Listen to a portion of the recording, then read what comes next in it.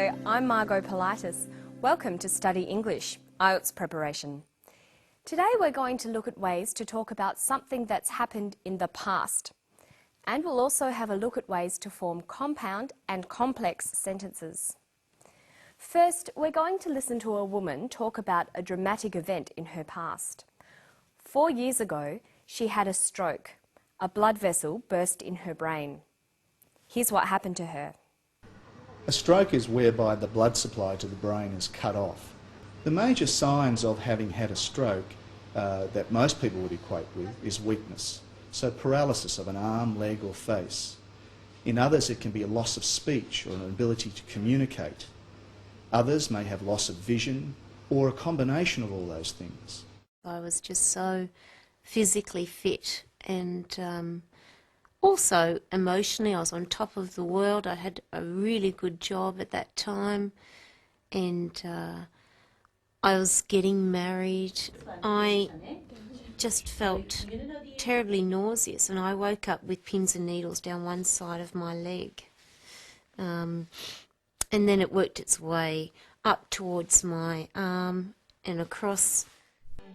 I was just immobile. I couldn't move, I couldn't walk. I was paralysed on this side of my body. Simone is telling her story. She is giving a recount of what happened to her and how she was affected. A recount is a story about past events, usually in the order in which they occur.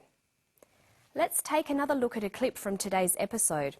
Listen for the past tense verbs in Simone's story.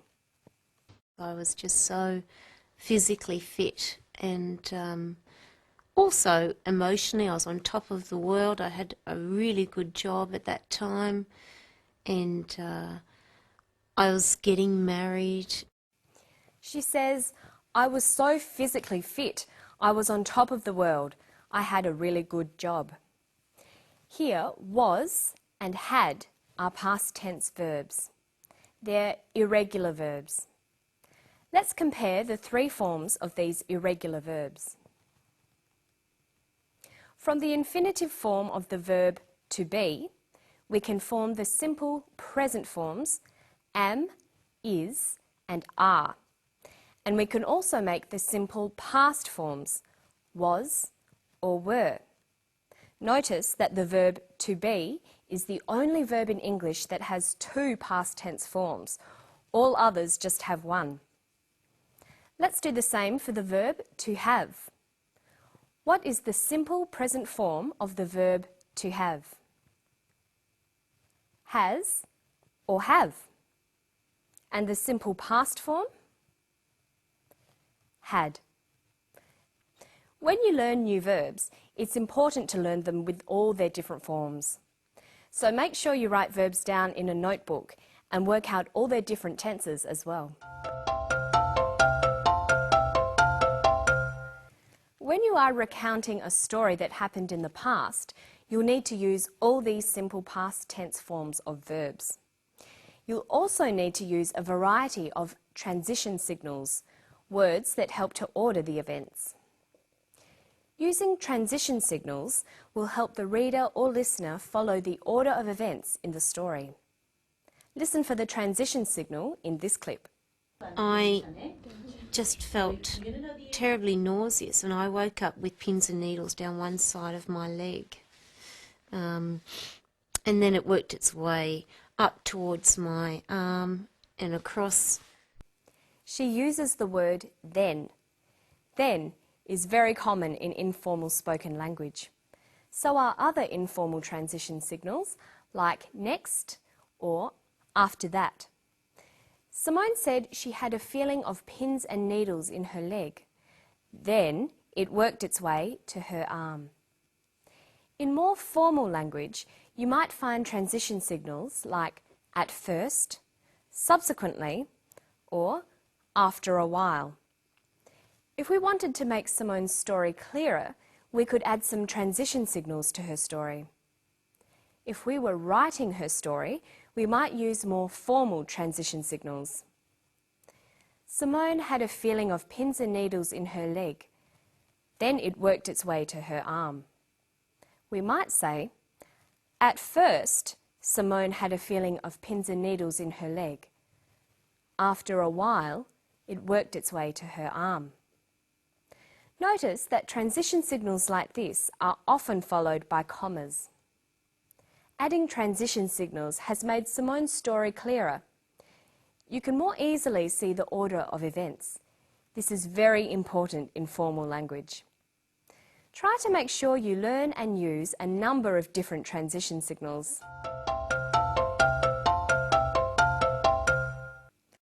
Now let's have another listen to a clip of Simone talking about her illness. Pay attention to the type of sentences that Simone uses. Are the sentences simple, compound, or complex? And it worked its way up towards my arm and across. I was just immobile. I couldn't move. I couldn't walk. I was paralysed on this side of my body.